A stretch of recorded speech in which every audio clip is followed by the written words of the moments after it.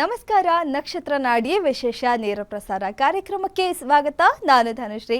ಜ್ಯೋತಿಷ್ಯ ಶಾಸ್ತ್ರ, ವಾಸ್ತುಶಾಸ್ತ್ರ, ಭೂತಕಾಲ, ವರ್ತಮಾನ, ಭವಿಷ್ಯತ್ ಕಾಲ ಇದೆಲ್ಲದರ ಬಗ್ಗೆ ನಿಖರವಾದ ಮಾಹಿತಿಯನ್ನು ನೀಡುವ ಪಂಡಿತ ದಿನೇಶ್ ಗುರುಜಿಯವರು ಇವತ್ತು ಕಾರ್ಯಕ್ರಮದಲ್ಲಿ ನಮ್ಮ ಜೊತೆ ಇದ್ದಾರೆ. ಅವರನ್ನ ಕಾರ್ಯಕ್ರಮಕ್ಕೆ ಸ್ವಾಗತ ಮಾಡೋಣ. ಗುರುಜಿ ನಮಸ್ತೆ, ಕಾರ್ಯಕ್ರಮಕ್ಕೆ ಸ್ವಾಗತ. ಓಂ ಶ್ರೀ ಗುರುಭ್ಯೋ ನಮಃ. ಹರಿ ಓಂ.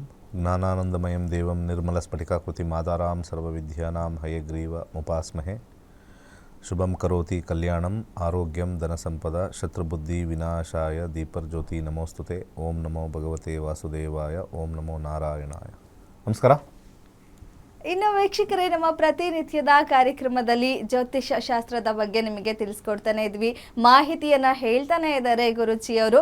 ಸೊ ಯೋಚನೆ ಮಾಡೋಕ್ಕೆ ಹೋಗ್ಬೇಡಿ, ಜಾಸ್ತಿ ಕಾಲಾವಕಾಶ ತುಂಬಾ ಕಡಿಮೆ ಇದೆ. 26ನೇ ತಾರೀಕು ಫ್ರೀ ಕ್ಲಾಸ್ ಇದೆ. ಹೆಚ್ಚಾಗಿ ಯೋಚನೆ ಮಾಡದೆ ನಮ್ಮ ಸ್ಕ್ರೀನ್ ಮೇಲೆ ಕಾಣ್ತಿರೋ ನಂಬರ್ಗೆ ಕಾಂಟ್ಯಾಕ್ಟ್ ಮಾಡಿ ಫಸ್ಟ್ ಫ್ರೀ ಕ್ಲಾಸ್ಗೆ ಜಾಯ್ನ್ ಆಗಿ. ಖಂಡಿತ ನಿಮಗೆ ಅನ್ಸುತ್ತೆ ನಾನು ಜ್ಯೋತಿಷ್ಯವನ್ನ ಕಲಿಬಹುದು, ಇದರಿಂದ ನನಗೆ ತುಂಬಾನೇ ಉಪಯೋಗ ಆಗತ್ತೆ ಅಂತ ಹೇಳಿ. ಸೊ ಡಿಸೆಂಬರ್ 1ನೇ ತಾರೀಕಿಂದ 110ನೇ ಬ್ಯಾಚ್ ಶುರು ಆಗ್ತದೆ. ತುಂಬಾನೇ ಕಡಿಮೆ ಮೊತ್ತ, ನೀವು ಎಲ್ಲೆಲ್ಲೋ ಎಷ್ಟೆಷ್ಟೋ ಖರ್ಚು ಮಾಡ್ತೀರಾ. ಈ ಒಂದು 7,000 ರೂಪಾಯಿಲಿ ನಿಮ್ಮ ಜೀವನವನ್ನ, ನಿಮ್ಮ ಭವಿಷ್ಯವನ್ನ ತಿಳ್ಕೊಬಹುದು. 1ನೇ ತಾರೀಕಿಂದ 15 ದಿನದ ಕ್ಲಾಸಸ್ ಇರುತ್ತೆ. ಕೇವಲ 15 ದಿನದಲ್ಲೇ ನೀವು ಜ್ಯೋತಿಷ್ಯ ಕಲಿಬಹುದು.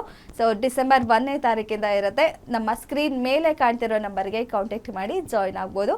ಆ್ಯಂಡ್ ಇವತ್ತಿನ ಕಾರ್ಯಕ್ರಮದಲ್ಲಿ ದೀಪಾವಳಿ ಹಬ್ಬ, ಇನ್ನು ಮುಂದಿನ 3 ದಿನಗಳಲ್ಲಿ ದೀಪಾವಳಿ ಹಬ್ಬ ಇದೆ. ಲಕ್ಷ್ಮೀ ಪೂಜೆನ ಬಹಳ ಅದ್ದೂರಿಯಾಗಿ ಮಾಡ್ತಾರೆ ದೀಪಾವಳಿ ಹಬ್ಬದ ಸಮಯದಲ್ಲಿ. ಅಂಗಡಿಗಳಲ್ಲಿ ಎಲ್ಲ ಕಡೆ ದೀಪಾವಳಿ ಲಕ್ಷ್ಮೀ ಪೂಜೆಯನ್ನ ಮಾಡ್ತಾರೆ. ಲಕ್ಷ್ಮೀ ಪೂಜೆಯನ್ನ ಹೇಗೆ ಮಾಡಬೇಕು, ಅದರ ವಿಧಾನ ಹೇಗೆ, ಜೊತೆಗೆ ಈ ಒಂದು ಮಂತ್ರವನ್ನ ಗುರುಜಿ ತಿಳಿಸ್ಕೊಡ್ತಾರೆ. ಈ ಮಂತ್ರವನ್ನ ಯಾವಾಗ ಜಪಿಸ್ಬೇಕು, ಎಷ್ಟು ಬಾರಿ ಜಪಿಸ್ಬೇಕು, ಇದರಿಂದ ಏನು ಉಪಯೋಗ ಆಗುತ್ತೆ, ಇದೆಲ್ಲದರ ಬಗ್ಗೆ ಇವತ್ತಿನ ಕಾರ್ಯಕ್ರಮದಲ್ಲಿ ಮಾಹಿತಿಯನ್ನ ಕೊಡ್ತಾರೆ ಗುರುಜಿ.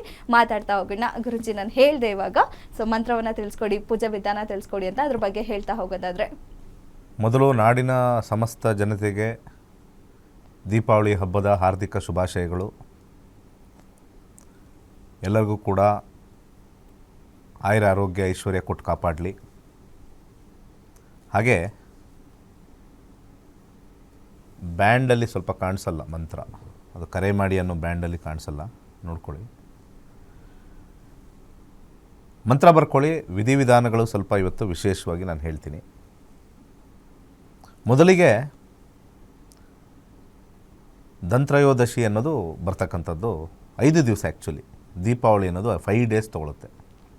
ಓಕೆ. ಬಂಗಾರ ಖರೀದಿ, ಬೆಳ್ಳಿ ಖರೀದಿ, ಈ ರೀತಿಯಾಗಿರ್ತಕ್ಕಂಥದ್ದು ಸರ್ವೇ ಸಾಮಾನ್ಯವಾಗಿ ನಾವು ನೋಡಿರ್ತೀವಿ ಅಲ್ವಾ. ಸೊ ಹಾಗೆ ಧನ್ತ್ರಯೋದಶಿ, ಅದು ಧನ್ತೇರಸ್ ಅಂತ ಹಿಂದಿಲಿ ಕರೀತಾರೆ ಆ ಕಡೆ ನಾರ್ತಲ್ಲಿ.